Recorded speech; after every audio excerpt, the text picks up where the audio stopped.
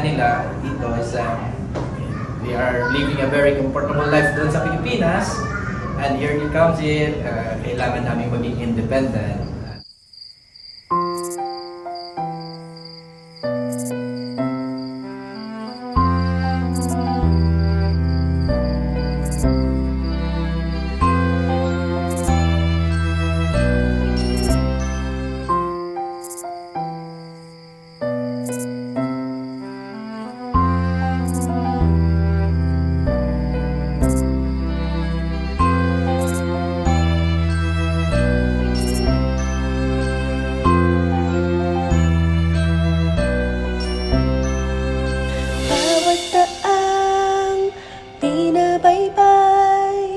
Pagmamahal, umaalalay, kabiguan man o tagumpay, hawak mo ang aking kamay. Hindi tayo maliligaw, walang bibitaw. We know God's plan, God's design for marriage. Kailangan magkakasama kayo. Pag-asa ay abutan na. Naniniwala pa rin. After praying for this year, yung nakauwi po kami sa Pilipinas, kasama namin buong pamilya namin. And nakaspend kami ng Christmas in advance. Isang pamilya tayo ngayong Pasko!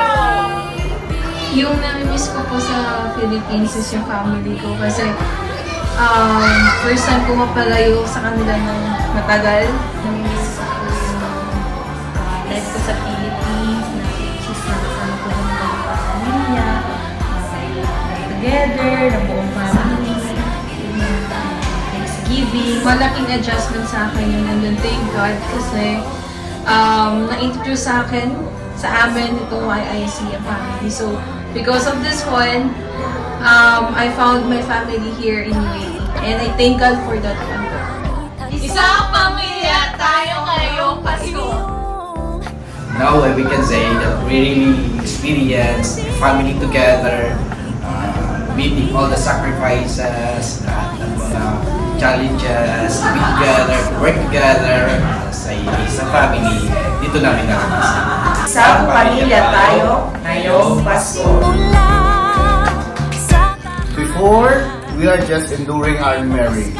But now, by God's grace, we are enjoying each and every part of it. We are one in God's love.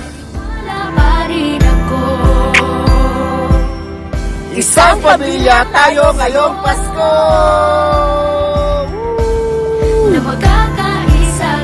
Isang pamilya tayo ngayong Pasko!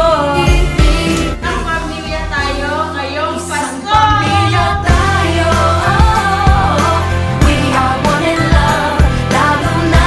Isang pamilya tayo ngayong Pasko!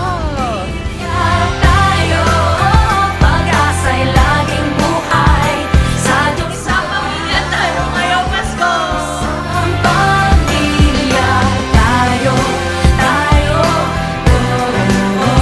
Isang pamilya tayo ngayong Pasko!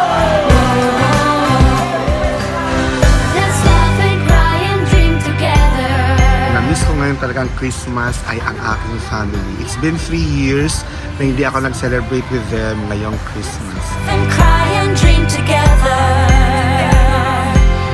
Ano man ang mangyari, family is forever. And thank God na binigyan niyo po ako ng buong pamilya dito sa abroad. Sa himala ng Pasko. Looking forward to what God will do for me this 2026. Isang pamilya tayo. We are one in love. Lalo na sa Pasko. Isang pamilya tayo.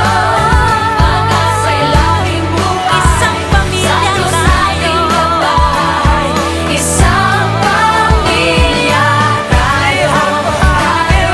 Isang pamilya tayo. Maligayang Pasko po sa ating lahat!